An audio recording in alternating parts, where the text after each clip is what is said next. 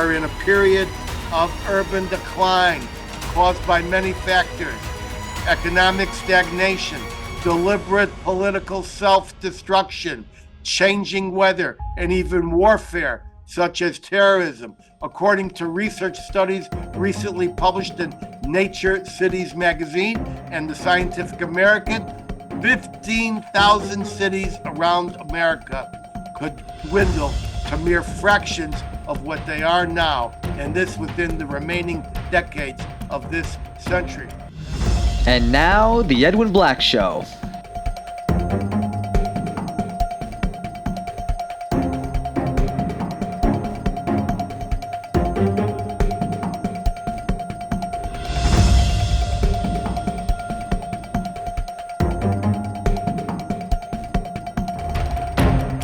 Sponsored by the Books of Edwin Black, available on Amazon and at booksellers worldwide. And now, here's Edwin. Welcome to the Edwin Black Show. I'm Edwin Black, investigative journalist, historian, and author of 200 editions in 40 languages in 190 countries worldwide. And if you like our show's content, spread the word. You can subscribe for alerts at theedwinblackshow.com. And if you want to support our work, please visit theedwinblackshow.com/support. Your help, big or small, assures our complete and utter intellectual and uncensored journalistic independence. Please know that this show is a worldwide volunteer effort, totally unmonetized. Help us maintain our extremely high level of excellence and documentation. Our world is specifically threatened by ignorance and misinformation. We here at the Edwin Black Show and my staff are at the tip of the spear of facts in context. Go to theedwinblackshow.com/support. I should say we have solidarity today from many national organizations, such as the Emerson Family Foundation, the Fuel Freedom Foundation, the Israel on Campus Coalition, as well as Stand With Us, JNS, the Israeli American Council, EMET, American Association of Jewish Lawyers and Jurists, Scholars for Peace in the Middle East, ZOA Michigan, the Gross Family Center, Americans for Peace and Tolerance, the Southwest Jewish Congress, and plenty more. Thank you, everyone, as I said, but as I also say, I only speak for myself and for history. Today's episode is sponsored without any preconditions, requests, or stipulations by the just released audiobook of Faye Lincoln's highly acclaimed volume, Values That Shaped the World. It was done as part of a special Google Books project, and you can download it at valuesthatshapedtheworld.com. If you see our world values disintegrating before our eyes, try this book. This episode is co-sponsored by members of the Jewish community of Encino, California, who care about enlightening our world, as well as the Fuel Freedom Foundation, which is looking for alternatives to a petroleum-dependent society, and the Israel on Campus Coalition, which is struggling to combat anti-Semitism at our colleges. And let's not forget the Emerson Family Foundation, which is trying hard every day to make a better world. Today, we welcome guests from across America, including our 4 watch parties in the villages: Newton, Mass, Chicago, and Tampa Bay. I just returned from Tampa Bay. Harvey, you were great. Overseas, I see viewers logged on. This is quite the thing here. Australia, New Zealand. I see Japan, Holland, Sweden, France again, Italy, Spain, Germany, Austria, Great Britain, Ireland, Canada, Mexico, Chile. Wow. India and Israel, plus other countries. If you have a question limited to today's topics, place one short sentence without a preamble in Zoom's QA feature. The Edwin Black Show, along with our YouTube site, is global and fast growing, enjoying many tens of thousands of views. We speak frankly and without tremor to a fragmented world, seeking better understanding of our tormented past, our present, very, very tense, and a future still uncertain. And remember, we will not be censored. By the way, stay tuned for my special word of wisdom at the very end of the show, just before I sign off. Now, we'll get to our disturbing topic, destroyed cities, in a few minutes, after some brief announcements and reports from the week. Announcements at the Edwin Black Show and our companion YouTube site. We have just released more compelling and hard-hitting episodes. We have just released a 3-part and vital edited series on artificial intelligence. Artificial intelligence will be seeping into every facet of life, and the process has already started. Plus, a critical 2-part series on our free speech under fire. This will scare you just as much. View it now while you still can. Soon, we will just be 1 to 2 months behind in releasing our episodes, thanks to a superb team of spotters and editors, as well as our assistant producer, Virginia, who handles that worldwide. My appearance tour continues. Next stop in a few weeks.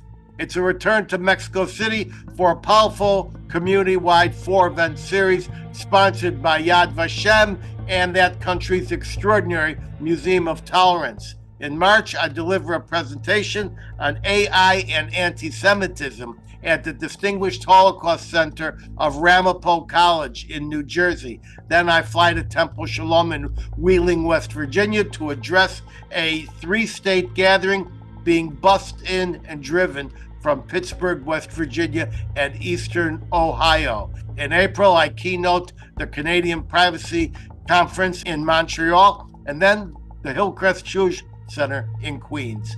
Get details of all my appearances from edwinblack.com/events, and let us meet up in your city. Stand tall, I'm coming your way. Next, I'm happy to finally announce an unabridged audiobook of IBM and the Holocaust. It was done in association with this new project at Google Books. You could find it at edwinblack.com/books. And no, it's not me speaking, it's a machine.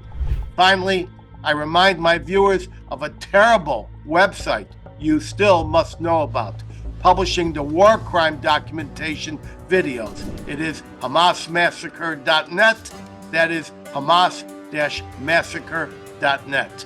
This is the documentation we must confront, just as we did after the Holocaust. But this is a magnitude worse. These atrocities were not committed decades ago, but just months ago, not hidden, but gleefully broadcast to a cheering Palestinian world. When Israel has finished with Hamas in Gaza, there will be war crime trials in Jerusalem. The documentation on this website will be vital. Now, items from the week. I remind everyone that we are now in the midst of World War J, the global war against the Jews in the Middle East, here at home in America, and roiling through the nations of the world. First, I must mention that we are just at the precipice of International Holocaust Day. I remind the world that the Jewish persecution and deadly execution that erupted in scores of nations over more than a decade was officially tolerated and continuously financed and facilitated by the governments of the world and their leading corporations. Not one concentration camp was liberated. Remember that. Not one railroad track leading to the gas chambers was dynamited or bombed. And when Jews tried to flee genocide, massive bureaucratic barriers were laid before them by the visa offices and official decrees of many governments. Then after the war, when Jews tried to return to their homes, villagers ran them off and not infrequently killed them off, because when Jews were expelled from towns and cities under the rule of the Nazis, who do you think took their farms, homes, furniture, household belongings, and even their finest clothing? It was the local population, never expecting to see the victims again. So I hereby update my admonition to the world. I previously said never again. Now I warn, not again, because this time we are fighting back, not with letters to the editor and supplicant petitions, but with litigation. Got that? Litigation. Boycott. Electoral clarity. This fall and every other day that we can manage, and direct action every hour.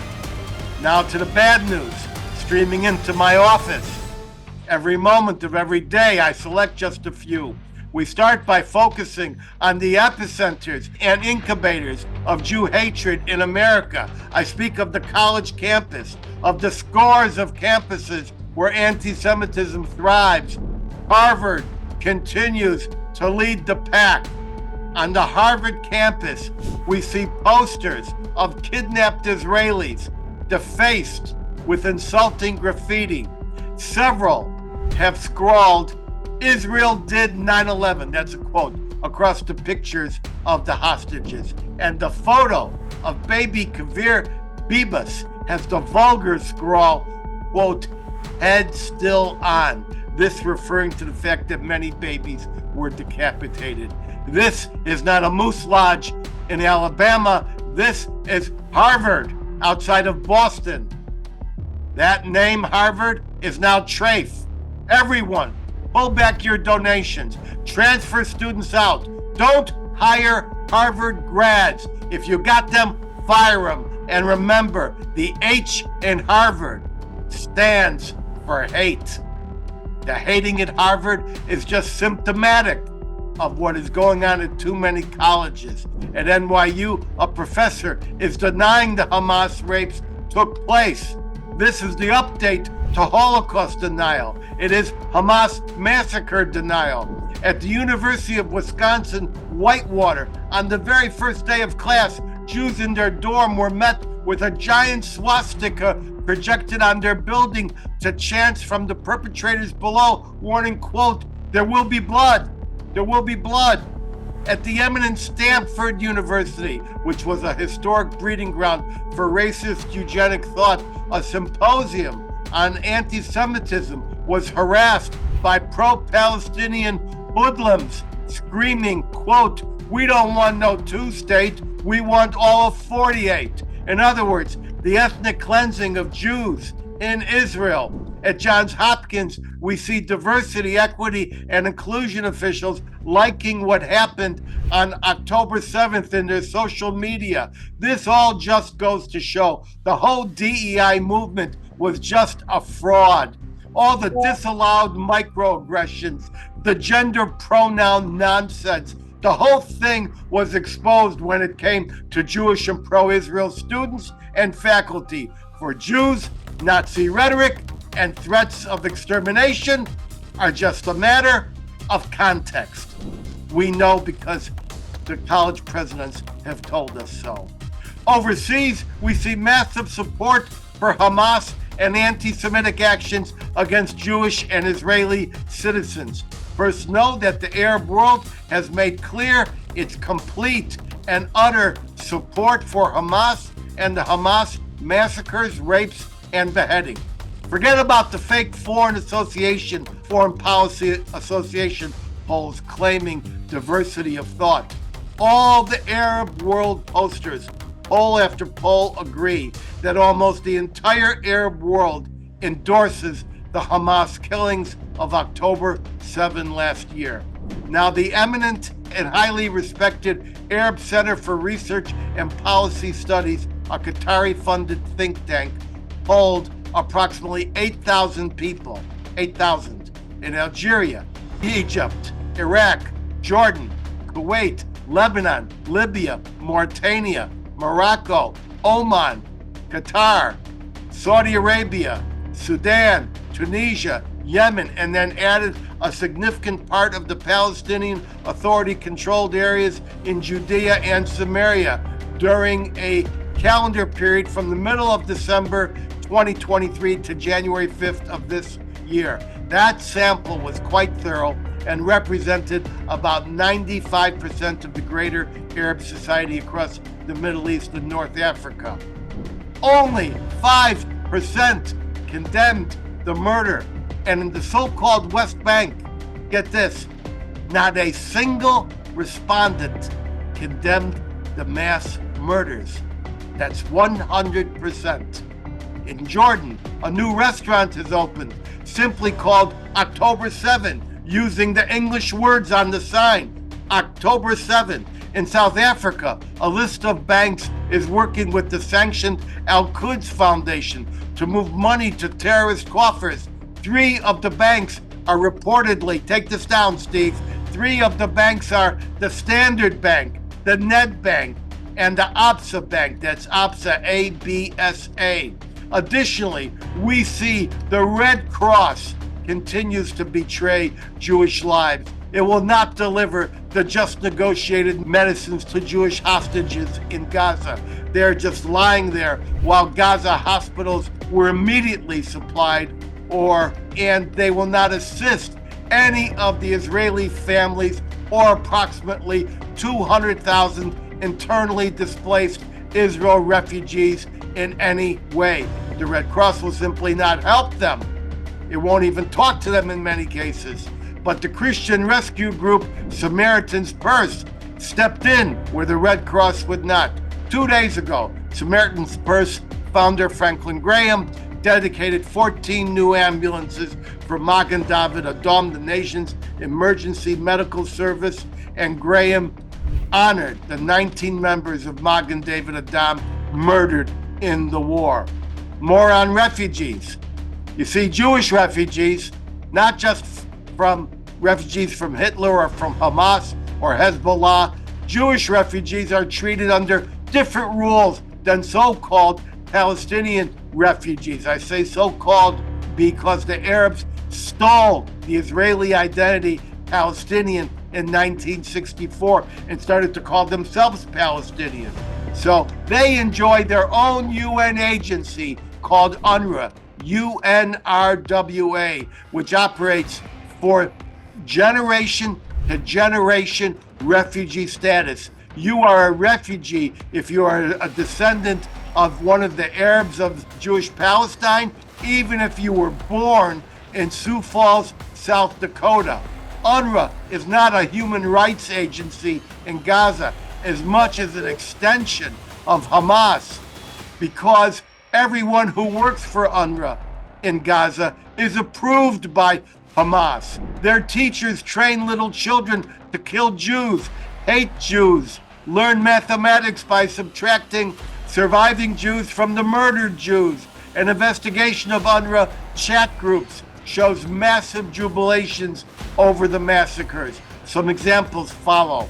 As the murder spree was just unfolding, UNRWA Gaza teacher, let's get specific, Osama Ahmed posted, quote, Allah is great, Allah is great, reality surpasses our wildest dreams. An UNRWA school principal, Iman Hassan, heralded the attack as, quote, restoring rights and redressing Palestinian grievances. Director of the UNRWA Khan Yunis Training Center, Rawia Hellis, glorified one of the terrorists as a hero and a prince of Khan Yunis. UNRWA English teacher, Asma Rafia Kuhail, posted ecstatic messages such as 7th October 2023, exclamation mark, sculpture the date, exclamation mark. And of course, she landed a luscious heart emoji all over it. UNRWA School Administration, Hamida Ahmed posted, welcome the Great October. That's a quote. I'm reminded that some hostages were actually held not in tunnels, but the homes of UN UNRWA staff. Now to the war on the ground. A few items from the steady news that we're hearing. 1, Israel combat construction crews are right now constructing a 1-kilometer buffer zone inside Gaza. It is totally flattened with all tunnels neutralized. More than 1,000 buildings which served as above ground infrastructure for the terror tunnel system have been bulldozed away. Israeli intelligence was astonished to find 350 miles of more tunnels than they suspected. That's more than the 450 that they suspected. It employed 6,100 tons of concrete, requiring billions of dollars in foreign aid, your tax money. It appears not a single residence, school, hospital, mosque, or UN office was not associated with or directly connected to a tunnel entrance or below ground network. Not one. File that under the innocent civilians category. Item 2, Lebanon is continuously lobbing anti-tank missiles, drones, rockets, and artillery into northern Israel, where most towns have been evacuated. After exhausting international diplomatic means, Israel has given Hezbollah a deadline to withdraw north of the Litani River. If they don't, Israel will march in and withdraw them by themselves. It won't be easy. Lebanon has a tunnel system possibly as extensive as the one Hamas built in Gaza. If you think Israel is not serious, note that about 90 minutes ago, the U.S. and Israel just signed a gargantuan weapons deal that will immediately transfer many thousands of military items beginning to arrive early next month. And this includes 25 more F-35s. That's huge. 25 additional F-15 fighter jets, and I know why those are needed, and at least 12 Apache attack helicopters, plus 5 very important things. Yemen soon, Lebanon next, and then Iran.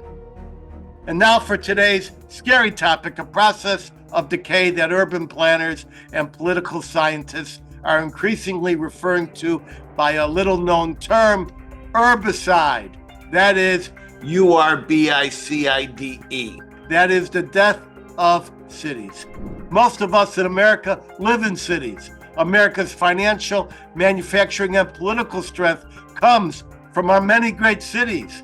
The United States population actually lives in about 20,000 incorporated cities, towns, and villages, but most of those have populations of just under 5,000. So they are really small towns, villages, suburbs, and exurbs. More than 300 cities in America are considered medium-sized cities with 100,000 residents. Only 10 have more than 1 million people. New York enjoys 8.8 million roughly.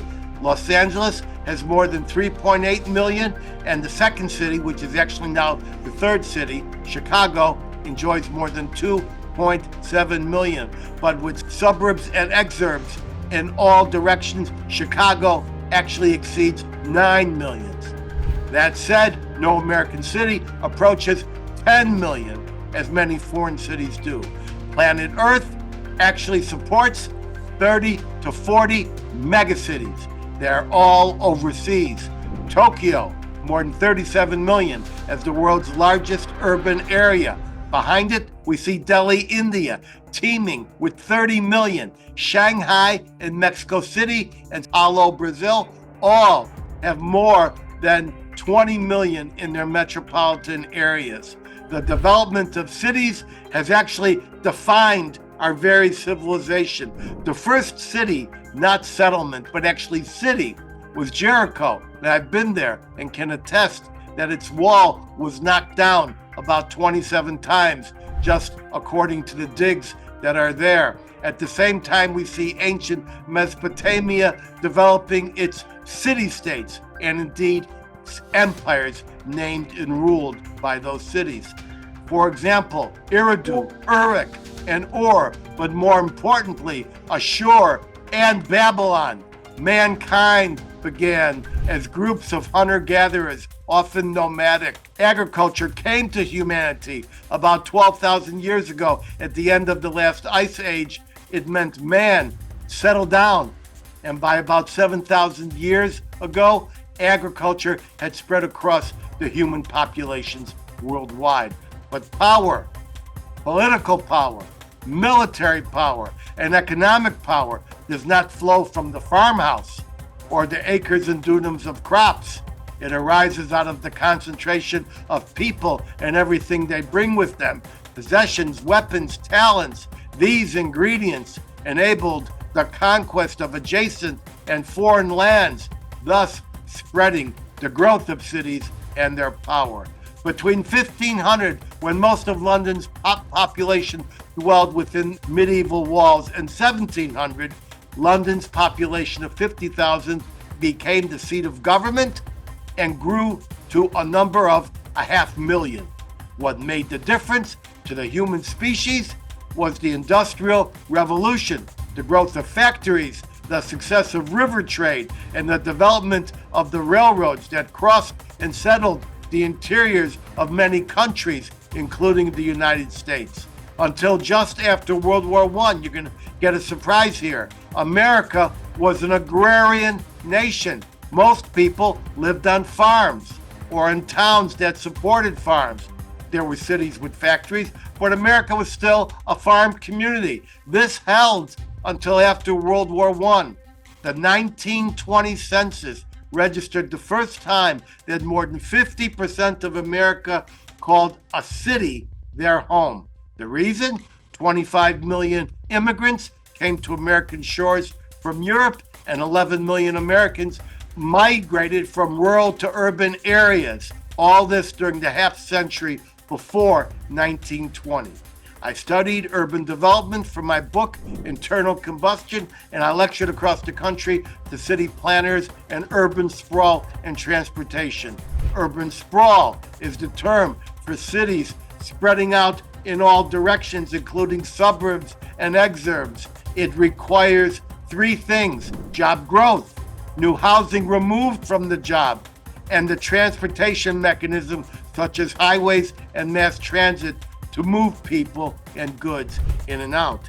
But now we are in a period of urban decline caused by many factors: economic stagnation, deliberate political self-destruction, changing weather, and even warfare such as terrorism. According to research studies recently published in Nature Cities magazine and the Scientific American, 15,000 cities around America could dwindle to mere fractions of what they are now, and this within the remaining decades of this century, perhaps as quickly as 10 to 20 years.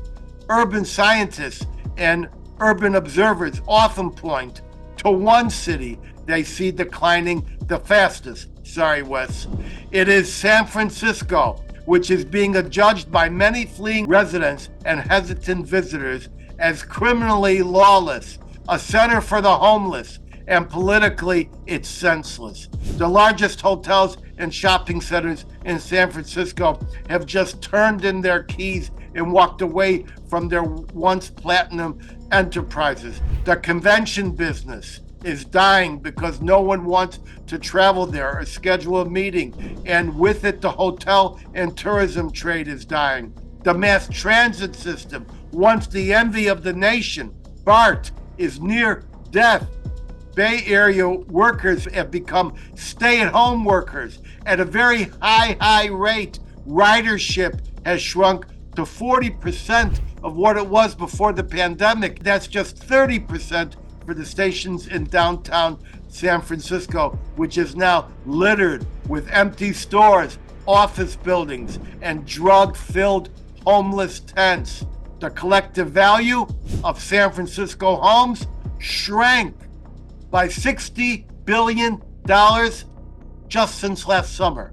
That is an extraordinary collapse. Average San Francisco homeowners last year sold at a loss, netting about $100,000 less than what they paid out. A prominent TikTok food and restaurant talent with tens of thousands of followers canceled his food tour in San Francisco, claiming the city was unsafe and unsanitary and unhygienic. San Francisco is not alone. There are another 10 or 20 major American cities on the herbicide list. Many of them are being ruined by Democratic policies and the Democratic base that wants to see them fail. But many are Republican strongholds. caught up in factory closures, horrible weather, or natural disaster. When the cities become so weak, they become ghost towns with ghost malls, deserted neighborhoods, more than Detroit was, but closer to what Portland is becoming. What will we see when that occurs? We shall, of course, see the chop zones, where local anarchists can assert enough control to attract a few network cameras from CNN. But there's a more likely scenario. Foreign entities will come in and somehow create colonies or settlements right here on American shores. That is what happened in the latter part of the 19th century when the Ottoman Empire went bankrupt and collapsed. They were under the control of the International Ottoman Debt Commission. They were compelled to grant capitations or foreign leases and territorial empowerments and concessions to European powers such as Great Britain and France and Germany.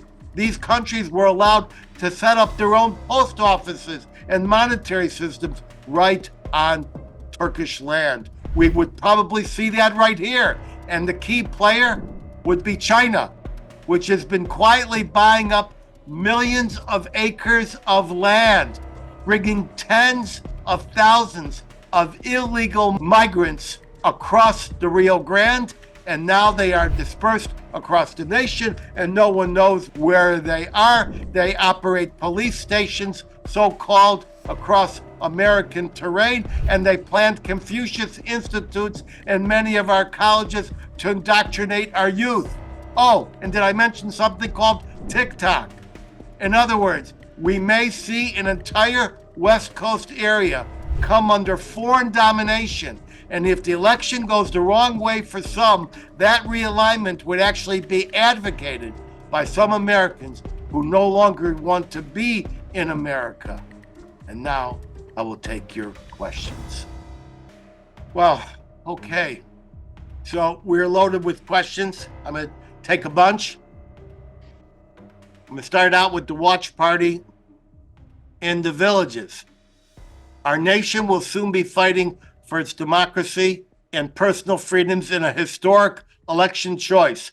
Will this election be fair? Okay, we will start our election coverage very shortly, probably in March or April. There's no use getting ahead of the game. I'm going to be calling it Democracy on the Ballot because that's exactly what I think it is. I'd like to make a couple of comments that, one, censoring the presidential candidate on MSNBC and CNN is not what I would call democracy.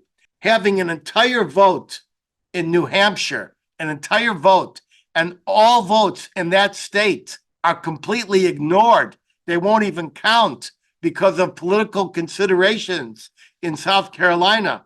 I don't call that democratic. And when you spend $53 million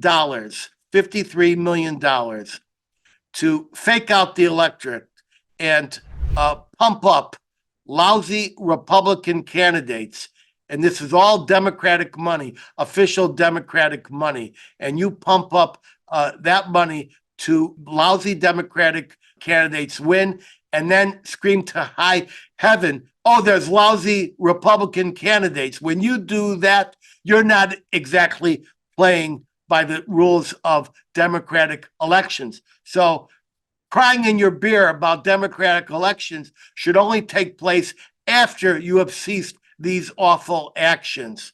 And I do say it's a bit Stalinist. So I would also like to warn, I made a note, that people want to see democratic elections and democracy be determined. Whether we have it and keep it, should also know that there is a Jew-hating and Israel-hating base in the hijacked Democratic Party. I'm not going to hide it anymore. There's too much at stake. We're seeing it play out every day. And come August of this year, you're going to see pandemonium in Chicago as the convention itself is held up. Now, we're not talking about reasonable, clear thinking, impressive Democrats like John Fetterman. Yes, I was wrong about John Fetterman, Richie Torres. These are great guys with great ideas. We're talking about the Nazi-style Palestinians who are acting out now, who are opposing Joe Biden, who are screaming that they won't vote for Joe Biden. They're going to obstruct Joe Biden. And so it's going to be a very different type of electoral process. And it's going to work from the bottom up, not from the top down. And you're going to see localities infiltrated by a new threatening Democratic base, which is hostile, increasingly violent, and will take the Democratic Party to its roots of lynching, slavery, Indian dispossession, and Jew hatred. So thank you for your question. That was in Chicago. Next, from the Watch Party in Newton, Massachusetts. You previously said blue is the new brown. Are there historic precedents for the Nazi Palestinian takeover of the Democratic Party? Yes, there are many. There are many. First of all, you could look to the Nazis themselves. The Nazi forces actually took over, the fascist forces actually took over a socialist labor party called the NSDAP. And that's why they're called National Socialists. But they weren't socialists. They weren't communists. They weren't Marxists. They were fascists. And they just saw the party and they took it all over. And that happened in Nazi Germany. We also see that in Russia, the competing parties at the time of the Bolshevik Revolution were taken over by people from the opposite point of view. And here we see right here in the United States that the socialists admitted, avowed, card-carrying socialists, the Bernie Sanders types, the AOC types, have already massively infiltrated the Democratic Party. We've seen it now. We've seen it before our very eyes. So yes, there is a precedent. It's a common practice for those who study political science and who know the best way to take over a political process is to hijack an established political party. Thank you for the question. Now for the Watch Party in Chicago. Hi, guys. Has the climate movement purged itself of Jew hatred and anti-Israel hatred led by Greta Thunberg? I'm glad you bring that up because I want the good people in the climate movement who are sincere to know how much irreparable damage has been done to their movement in my eyes and the eyes of the average person as a result of adopting these anti-Jewish and anti-Israel and pro-genocide policies. So I saw something interesting. I made some notes about your question. First, this whole fake push to electric vehicles is dead. It's dying now. It's on life support. Soon it's going to be disconnected and going to be buried. Electrification, which I've advocated for many years and which ultimately will come to this country in 1 to 2 decades, is now a dead deal for the very, very near future. I'll give you some examples. The dealers are no longer taking the electric cars made by General Motors and Ford because they can't sell them. So there's a rebellion at the dealers. So they can't even get into the dealer's lot. You see rent-a-car companies called Hertz that just gave up almost all of its electric cars, about 20,000, because no one wanted to drive them. And guess what? I was one of them. A few weeks ago, I was in Florida, and I had to drive from the East Coast to my friends in Tampa. And Budget gave me a fully electric Bolt.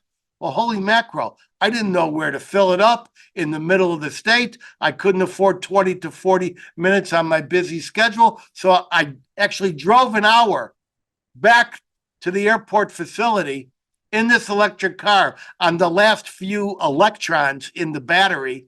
And I traded it in for a regular internal combustion machine. It was a high mileage car, but it was an ICE. And that's just symptomatic. Now, we've all heard that during this Chicago deep freeze, people woke up to lines of Teslas and other electric cars, which were absolutely frozen and dead to the touch. And why? Because in cold places like Chicago, they have not figured out that it's very hard for those connections to remain unfrozen. That's why people get up in the middle of the night and take hot keys and hot water, or sometimes they put chemicals on them and shove them into the key just to make sure that the key works. Asheville, North Carolina, just one of the communities which has given up on its electric bus fleet. They're impossible to maintain. And you should know that Toyota and Chrysler CEOs have now stated it's a race to the bottom, a race to the bottom of the market. You can't sell these things. Remember, scrappage, write it down. SCRAPPAGE. Scrappage. It's 10 to 13 years. Unless you're going to replace your car in 10 to 13 minutes, you're going to wait 10 to 13 years. And only at that time will you be ready to replace it with something like an electric car. It's a great city car. It's a great second car. We need those cars. I love those cars, but we need to go about it in a sensible fashion. Finally, I should note, I made these interesting notes, that in the first week of January, the New York Times had a huge climate change, climate warming, global warming headline, the end of snow. And it was right after that the entire country got blanketed with catastrophic blizzards, and people were dying left and right. People were frozen out, and so much for the end of snow. If the climate change movement, hey, don't tell me it's just a fraction. I don't have room in my heart for the fraction of your movement that wants Jews to be exterminated and ethnically cleansed in Israel. If you guys can't figure out that the Jews came long before 1948, then you can't figure out exactly how much glacier is going to melt and how much sea is going to rise in the coming years. That's just how I feel. Argue with yourself.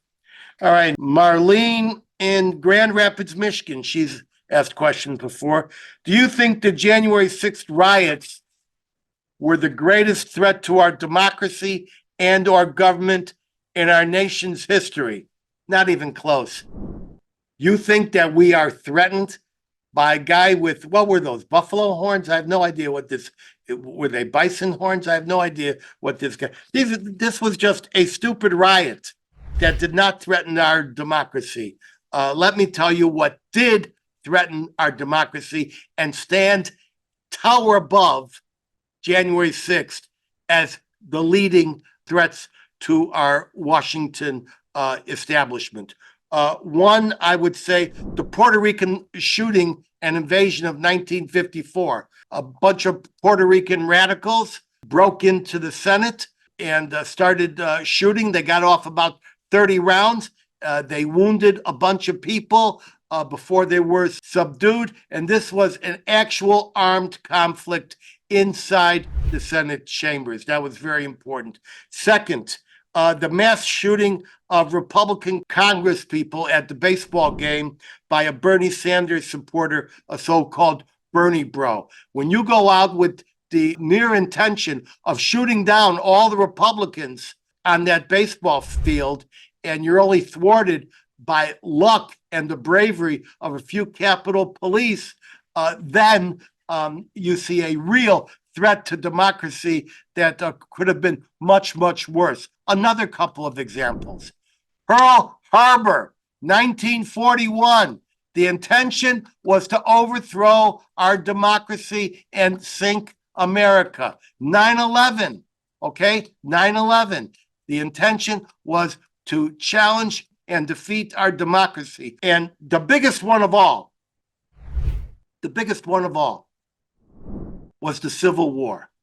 Now that was a massive and unexceeded threat to American democracy and American values, as the leaders of the Democratic Party refused to give up British slavery and actually fought a war and killed their cousins.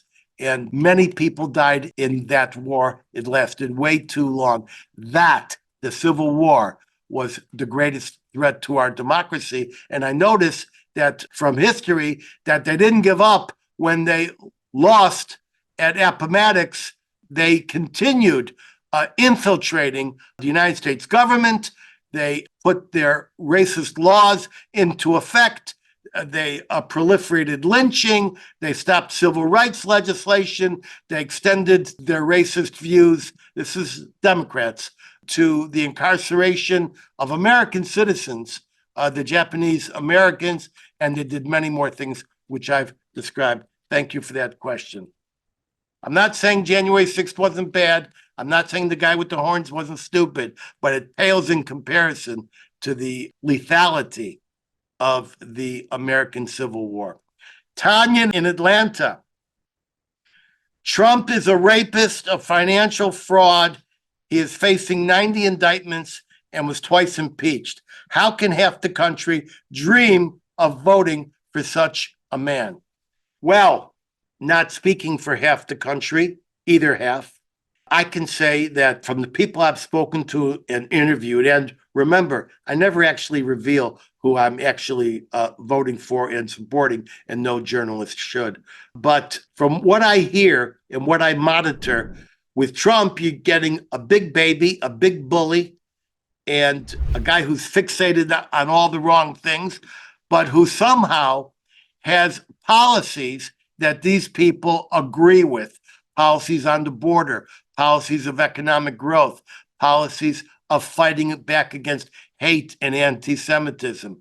And so what they do is if they can't have Nikki Haley and they can't have any of these other Republican guys for whatever reason, they say, all right, this is the nutcase that we have, but at least he's an honest nutcase. We know exactly what we're getting.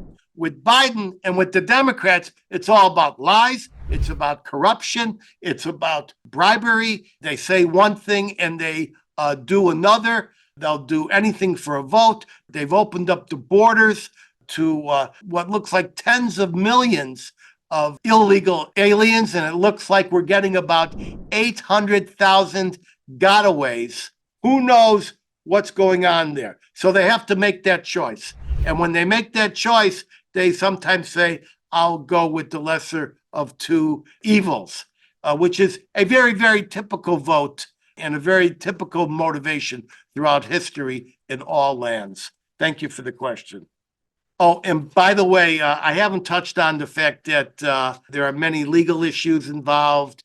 And even as we're talking now, the local prosecutor in Atlanta is involved in a hearing which can ultimately prove to be RICO. She's trying Trump and company for RICO, and it may be that she's being tried for RICO because when you have a corrupt action done through a commercial enterprise or a corporate enterprise, that calls for RICO. She got benefit if everything comes out to be proved that she gave tons of dough to this inexperienced prosecutor, and then about 600,000 plus, and suddenly they're flying all over the place as man and woman, even though the guy was married.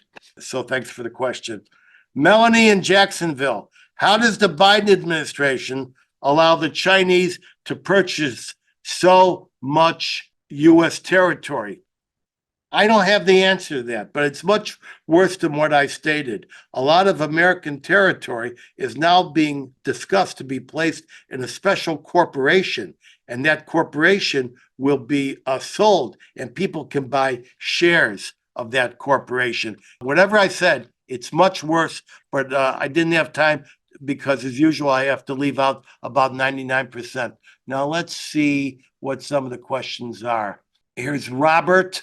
The Michigan governor just announced that the schools are spending $125 million for all electric school buses. Now, let me say this so you understand the depth of the lie. Biden does not want electric vehicles. Why? Because Biden is in with the UAW. They just endorsed him. He actually walked the picket line for the UAW. The UAW does not want electric cars. Why?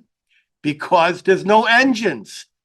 The repairs occur almost never. They don't require all these spare parts. And consequently, that means they don't have jobs. And the one guy who's cornered the market on electric cars, that's Elon Musk. You may have heard of him.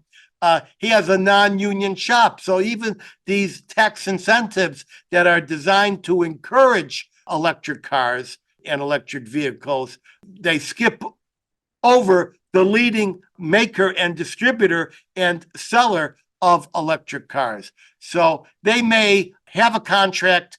They may say we're going to get some. That'll be delayed. And all these statements that we're going to get rid of the internal combustion machine by 2035, they're not going to happen.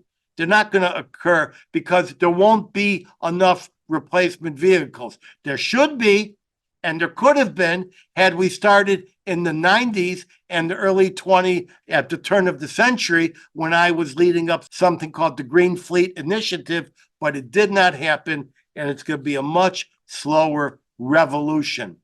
All right, thank you for that observation, Robert. Ellie from Lebanon. They turned EVs into a virtual signaling tool. They shamed people and governments into adopting them as a sign of compassion towards the environment and the climate. This is a money-making political scam. Well, that's a comment, not a question. I see what you're saying. But look, Ellie, why don't you throw in a question about Lebanon, since you have a great deal of knowledge about that. Wes, you misstated the substance of the New York Times post, The End of Snow. It was an op-ed piece, not an article, written by a digital media strategist, had nothing to do with climate science. Why not be more clear on such details?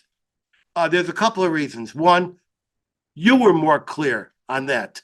I didn't want to give it the time. I was just making an ironic joke, if you will, but you took it seriously. Right now, rejecting the fascism and the climate movement, I'm looking forward to embracing climate change. With climate change, if we adjust correctly, we can reverse a century-long, just 1 century long record of reckless development, where we created these microclimatologies throughout the nation, throughout the world, where we did too much internal combustion. And we can have much more with the warmer temperatures and the greater water level. We can have much more food production and distribution. Mankind will survive. Mankind will survive and do nicely. We just need to be clear-eyed about it. We know climate change is coming.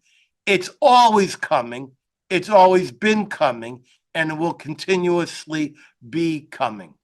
Here's another one by Wes. But by the way, when I see your initials, WH, I think of the White House, but I guess it's Wes.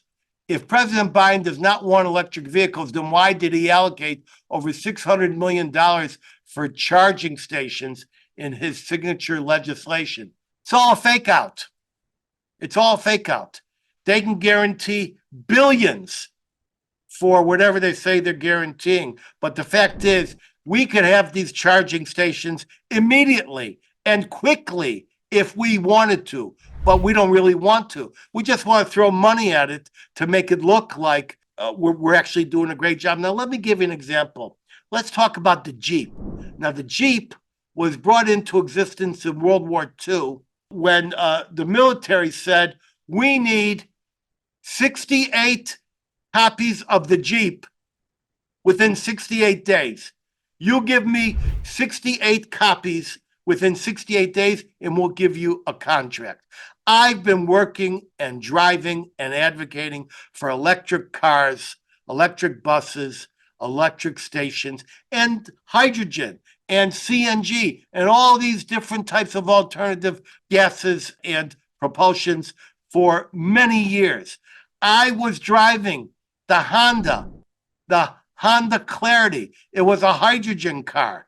I wanted Honda made these hydrogen cars so they could reduce their overall CAFE, that means corporate average for all of their mileage, and they wouldn't sell any. And then they stopped making them. It was a beautiful car, would have run on converted water, turned into electrified driving source. And it's now out there as a regular hybrid car. The Honda people also made a hybrid electric car, and they wouldn't sell them. They had them, they wouldn't sell them. I spent months trying to get one purchased for a college. They wouldn't sell them. And on top of that, when my friends, the Emersons, bought a copy of one of these Honda hybrid cars with the plug-in system right in their garage, the company that makes those was bankrupted by Honda with a secret corporation that I exposed. So why are they doing this? They're doing this so you could ask me on this show. Don't you see what they're doing? It's all virtue signaling. Here is another question from Ellie. It's too long. Hezbollah was able through the last 30 years to bring to power the most corrupt Lebanese politicians in exchange for control of Lebanon's foreign policies, especially those concerning Lebanon itself. The Lebanese are hostages to the Iranian regime's armed proxy. Attacking Hezbollah in a limited campaign south of the Litani will only temporarily weaken it. What will work for us is for Israel to work with the U.S. and other allies in presenting a credible military threat to the Iranian regime. I'm saying that's a question, and will it happen? And the answer is it will occur. It's going to occur, but it can only occur when all the stars align and when Israel is absolutely ready. Okay, so we're out of time. Hold for my closing word of wisdom.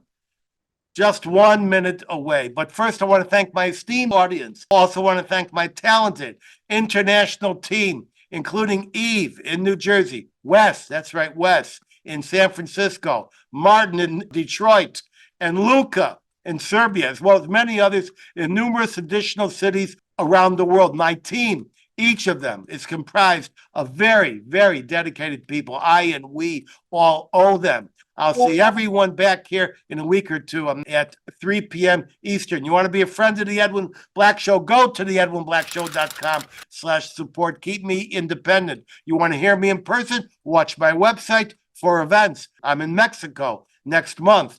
Consult my events page at edwinblack.com. Until then, head over to any Barnes & Noble in the USA or any Amazon, Walmart, Apple, Google, or Pobo platform in 190 countries across this roiling, toiling, boiling planet, where you can find any of my 200 book editions, such as IBM and the Holocaust, soon to be a major Hollywood blockbuster. They just renewed the option. You want an autographed copy of one of my books? Hit my personal, newly redesigned website, edwinblack.com, and click books. Get access alerts to participate live in future shows at the edwinblackshow.com. You'll see a much enhanced and exquisitely produced version of this show and prior episodes by subscribing to our YouTube channel at the Edwin Black Show and click the notification button like tens of thousands of others have. You will love them. We put new ones up each week, produced by a very bold international crew. Follow me at Edwin Black Book on X, whatever that is, as well as Facebook. Remember, today's episode was sponsored without any preconditions, requests, or stipulations by the just released audiobook of Faye Lincoln's highly acclaimed volume, Values That Shape the World. It was done as part of a special Google Books project, and you can download it at valuesthatshaptheworld.com. If you see our world values disintegrating before your eyes, try this book. And now, for my closing word of wisdom. Ready? There is no living without loving. I'm zooming out. Bless you all.